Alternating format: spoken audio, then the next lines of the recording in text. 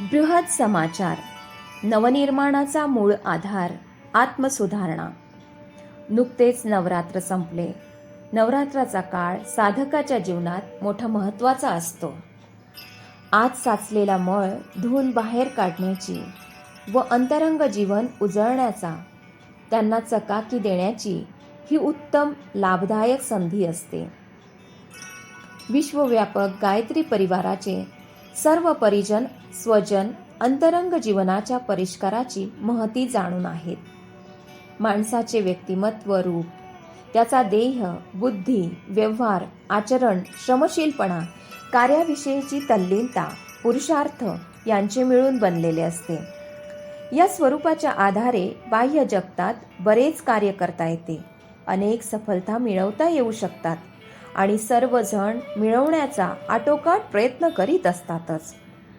सर्वसामान्य साधारण दीनदरिद्री किंवा हलाखीतून वर येण्यासाठी व असामान्य व विशिष्ट तसेच संपन्न म्हणता येईल अशा स्थितीला पोहोचण्यासाठी मनुष्य आपल्या बाह्य सामर्थ्याचा, क्षमतेचा, कौशल्याचा उपयोग करीत असतो. याच्याच आधारावर त्याला जगात मान सन्मान, सफलता, विशेष गुण, विभूती आणि उपलब्धी मिळत असतात. या सर्व गोष्टी सफलतेच्या, उपलब्धीच्या, मानसन्मानाच्या वगैरे वगैरे निश्चितच वाखाणण्यासारख्या आहेतच. त्यांचा विशेष उल्लेख करून मनुष्याचे व्यक्तिमत्व ओळखता येऊ शकते.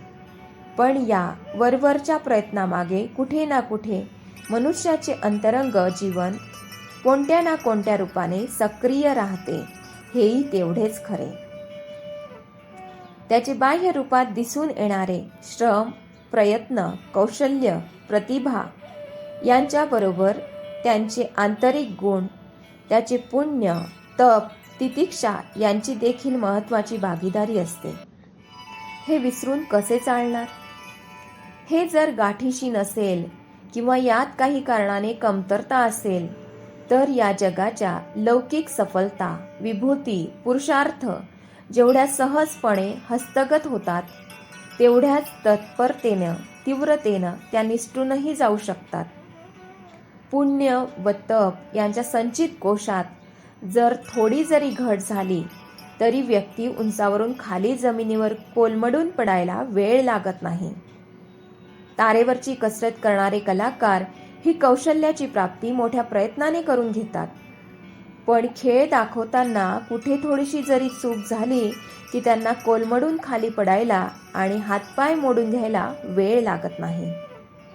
यामागे हे सत्य विसरता येणार नाही की अंतरंग जीवनाच्या परिष्काराशिवाय, तप व पुण्य यांच्या संचित कोशाच्या आधाराशिवाय बाह्य जगताच्या लौकिक उपलब्धींची चमक कितीही दीपवणारी असली तरी ती टिकाऊ स्वरूपाची नसते. आंतरिक दृष्टीने परिष्कृत असणारा मनुष्य शक्तिमान असतो व तो कोणत्याही परिस्थितीत स्थिर असतो. आपल्या उच्च उद्देशाविषयी त्याचा संकल्प सदोदित कायम असतो व तो गाठण्यासाठी तो सदैव तत्पर असतो, संलग्न असतो. मनुष्याचे हे अंतरंग सामर्थ्य जागवण्यासाठी, त्याचा विकास करण्यासाठी व त्याचा सदुपयोग करण्यासाठी ज्या विद्येचा आधार घेण्यात येतो तिचेच नाव ब्रह्मविद्या आहे. गायत्री साधनेचे स्वरूप, तिची घडण, उद्देश, आधार, प्रयोजन, प्रक्रिया सर्व काही याचसाठी आहेत. गायत्री साधनेच्या ब्रह्मविद्येच्या बळावर मनुष्य अशी आंतरिक ऊर्जा प्राप्त करून घेत असतो की ज्यामुळे आत्मकल्याणाबरोबरच लोककल्याणाची मोठमोठी कामे सहजगत्या पूर्ण केली जाऊ शकतात. या महाऊर्जेच्या बळावर करण्यात येणारे सर्व कार्य नेहमी स्थायी स्वरूपाचे, स्थायी परिणाम देणारे असते. त्यामुळे सर्व मनुष्य प्राणी, सर्व वर्ग, सर्व समुदाय, सर्व देश सर्वांना व्यापक रूपात लाभ मिळत असतो. पावसाळ्यात जेव्हा सर्वत्र पाऊस पडत असतो, सर्वत्र पाण्याची रेलचेल असते, तेव्हा तलाव, सरोवर, जलाशय यांचे फारसे महत्त्व वाटत नाही. पण त्यानंतर जर कडक उन्हाळा तापू लागला तर ही मोठमोठी जलाशये पाहता पाहता कोरडी होऊ लागतात. अशा वेळी गंगा, यमुना यासारख्या नित्य प्रवाहमान जीवनदायक नद्या आपली महत्त्वाची भूमिका पार पाडित असतात. असे कशामुळे होते? त्यांचा संबंध वर हिमालयाच्या अक्षय ऊर्जा, अजस्र जलसंपदा यांच्याशी सदैव जुळलेला असतो. म्हणून नवयुगाचे आगमन, युग प्रत्यावर्तन व परिवर्तन यांचे महान कार्य अशाच लोकांच्या हातून होऊ शकेल ज्यांनी आपली स्वतःची आंतरिक क्षमता विकसित केली आहे. अशा या प्रसंगी लहान मोठी डबकी, तलाव किंवा सरोवर यांच्यावर विसंबून राहता येणे शक्य नाही. त्यासाठी गंगा, यमुना यांच्या व्यापक, विशाल, अक्षय, सतत जलराशीचीच खरी आवश्यकता आहे. ज्यांनी ब्रह्मविद्येला आपल्या जीवनाचा आधार बनविला आहे, ज्यांनी स्वतःला परमात्म्याच्या चैतन्याशी जोडून घेतले आहे, त्यांच्याच हातून काही विशेष कार्य होण्यासारखे आहे.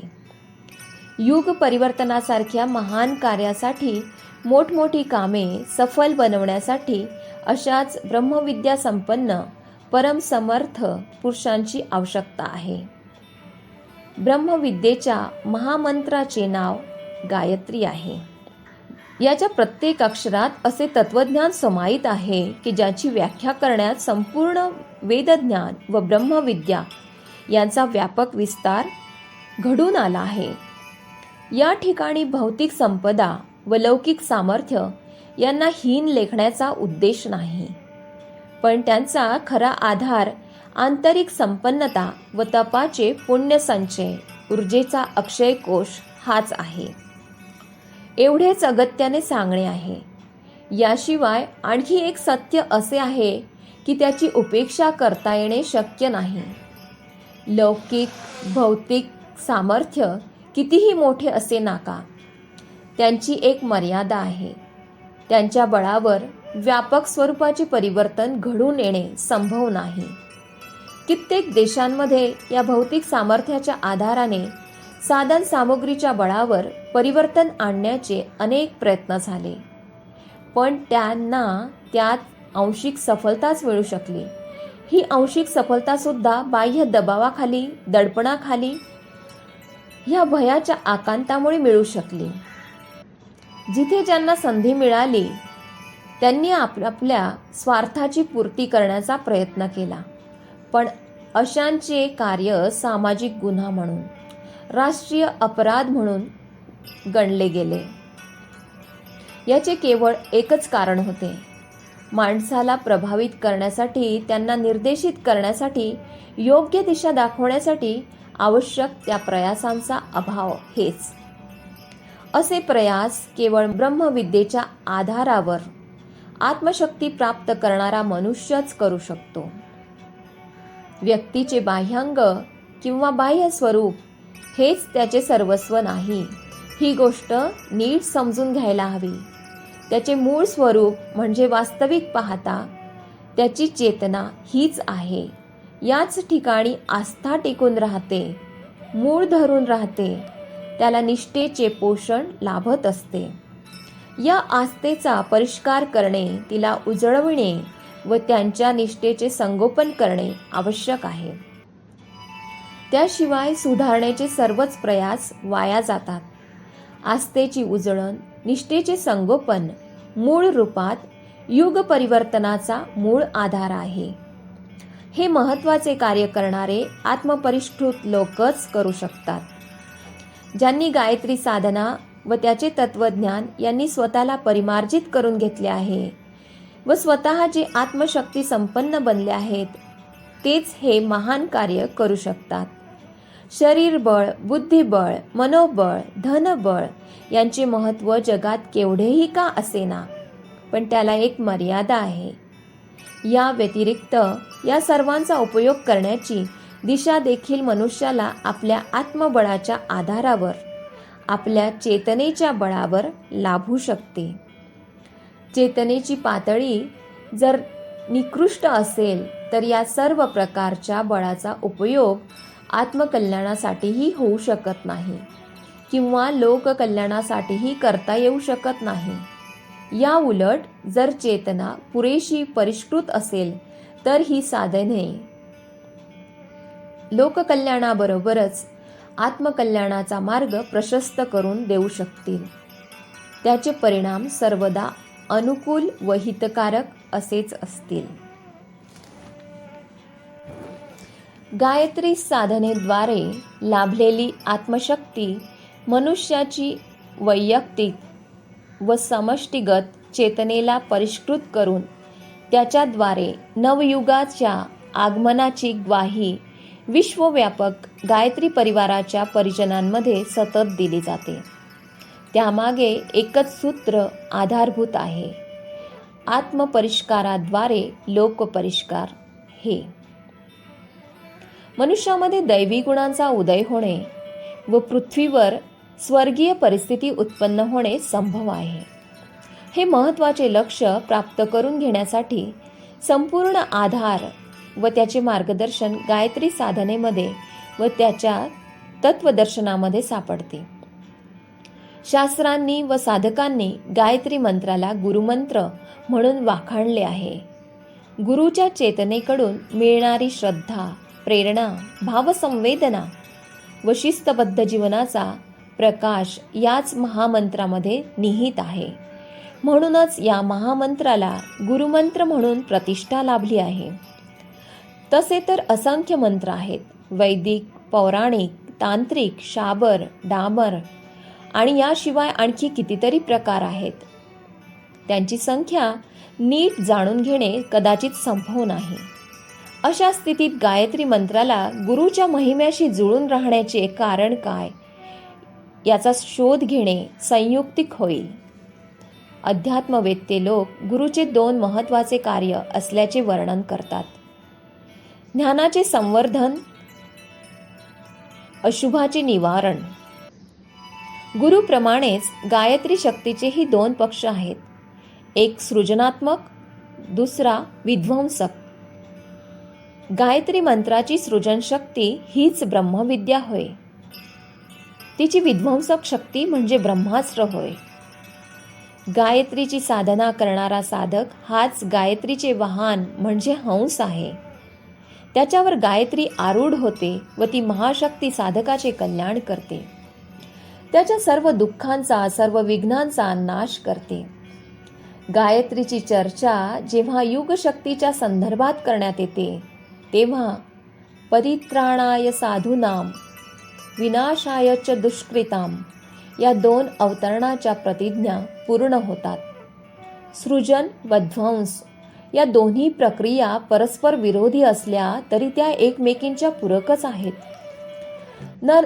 नवनिर्माण करायचे म्हटले की जे पुरातन असेल ते मोडावे लागते, त्याला बाजूला करावे लागते. शेतात नवे पीक पेरायचे असेल तर आधी त्यात उगवलेली काटेरी वनस्पती, तण इत्यादी उपटून फेकावे लागते. कपड्यांना नवा रंग द्यायचा असेल तर आधी त्यावर साचलेला मळ काढावा लागतो, त्याला साफ करावे लागते. प्रत्येक क्षेत्रात हे सत्य कायम आहे.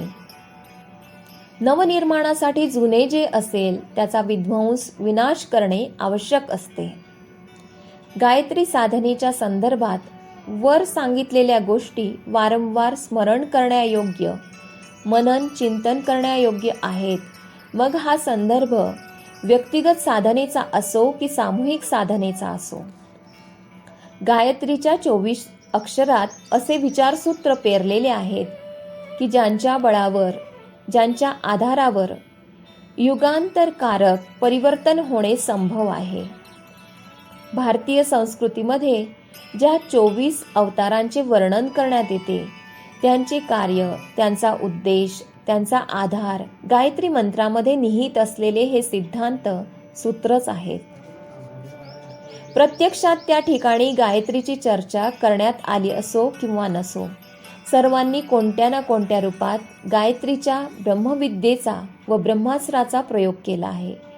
अधर्म, अनिती, आतंक यांचे निवारण व धर्म, नीती, सत्प्रवृत्ती यांचे संवर्धन, अभिवर्धन हे याचेच रूप आहे. सर्व अवतार हेच कार्य निरंतर पुन्हा पुन्हा करीत असतात. युगांतराच्या वेळी ईश्वरी शक्तीचे अवतरण होत असते. जेव्हा परिवर्तन किंवा प्रत्यावर्तन याशिवाय दुसरा कोणता उपाय शिल्लक राहत नाही, तेव्हा ईश्वरी चेतना स्वतः अवतार रूपात प्रकट होते. मागल्या युगायुगांमध्ये जे जे अवतार झाले त्यांनी आपल्या त्या त्या युगाच्या परिस्थितीनुरूप आपली अवतार लीला केली व अवताराची शाश्वत प्रक्रिया अवलंबिली व आपले कार्य पूर्ण केले. आजची परिस्थिती वेगळी आहे. आधीच्या काळी असुरतेचे आक्रमण सरळ सरळ समोरासमोर होत असायचे व त्यांच्या आतंकामुळे समाजाची व्यवस्था विस्कळीत होऊन जात असे. आज या असुरतेने वैयक्तिक व सामूहिक मनावर आक्रमण करण्याचे सूत्र व नीती याचा अवलंब केला आहे. आपल्या या छद्म योजनेप्रमाणे ती सर्व जनांच्या मनामध्ये विकृती विसंगती उत्पन्न करीत असते. त्याच कारणाने आज आदर्श व सामाजिक मर्यादा यांची सरळ सरळ अवज्ञा होत आहे, मोठ्या प्रमाणात होऊ लागली आहे. त्याचा विपरीत परिणाम एवढा व्यापक झाला आहे की या मर्यादेला सांभाळण्याच्या व आपल्या नीतिनियमांवर चालणाऱ्या संकल्पयुक्त लोकांची संख्या आता अपवादासारखी नगण्य झालेली दिसून येते. भगवंताला मानणाऱ्यांची, देवाच्या समोर डोके नमविणाऱ्यांची संख्या आज देखील काही कमी झालेली नाही, पण ज्यांना आस्तिक म्हणता येईल अशा लोकांचा मात्र मोठा अभाव जाणवत आहे. जे खऱ्या अर्थाने ईश्वरी गुणांचा अवलंब करतात व ईश्वराच्या साक्षीने आपले जीवन जगू लागतात, अशा लोकांची गणती अगदीच न्यून झाली आहे. आज लोक आपल्या स्वार्थासाठी, आपल्या लालसेपायी व आकांक्षेपायी धर्मास वेठीस धरून त्यासाठी त्याचा उपयोग करतात. अशाच स्वार्थ साधू छद्मी लोकांमुळे आजच्या युगाचे हे घोर संकट ओढवले आहे.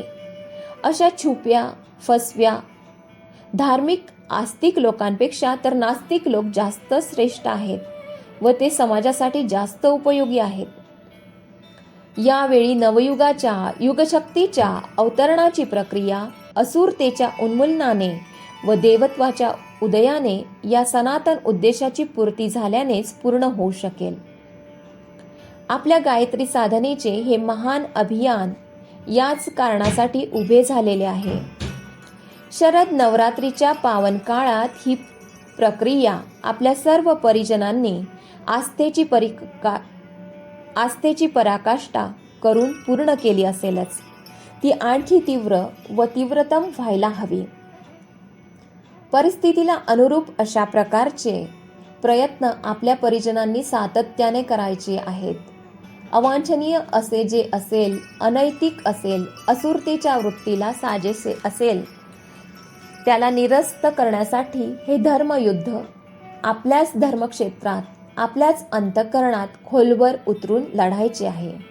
जनमानसाच्या परिष्कारावाटे त्यांची आस्था, धारणा, मान्यता, विचार यांच्या परिष्काराद्वारे नवयुगाच्या निर्माणासाठी सर्व परिजनांनी, गायत्री मातेच्या खऱ्या संतानांनी महाकालाच्या सहचाराची भूमिका वठवायची आहे, पार पाडायची आहे.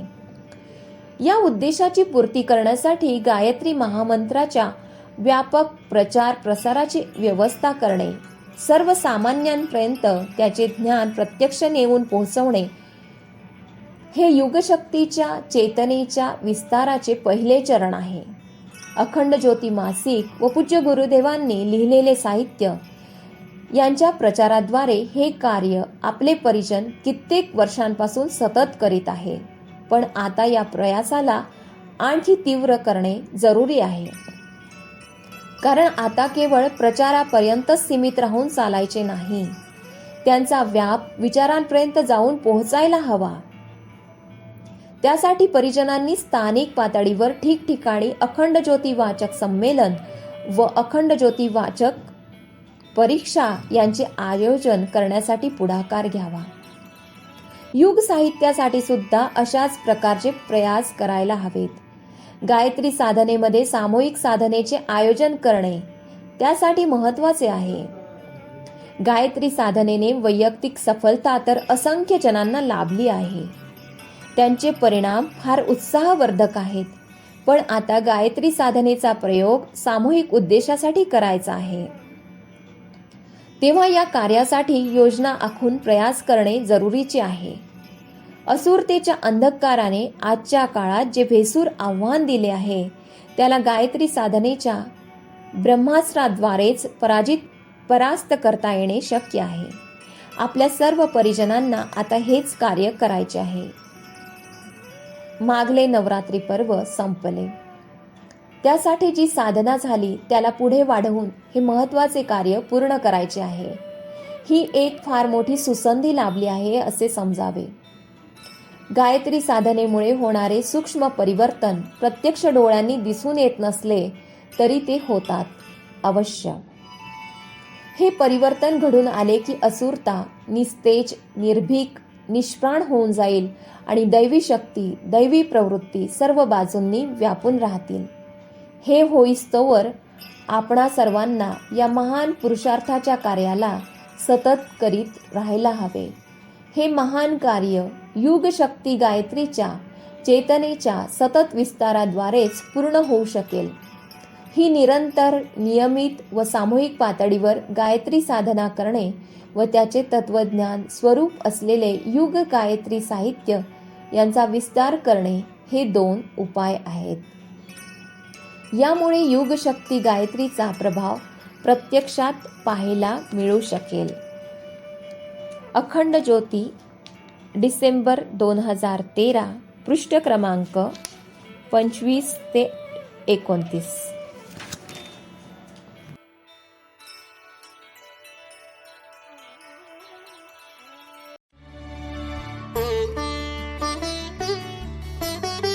व्हिडिओ आवडल्यास लाईक आणि शेअर करा. विचार क्रांती मराठी चॅनेलचे सदस्य होण्यासाठी सबस्क्राईब बटनवर क्लिक करा. आम्ही अपलोड केलेल्या व्हिडिओची सूचना प्राप्त करण्यासाठी बेल आयकॉनवर क्लिक करा.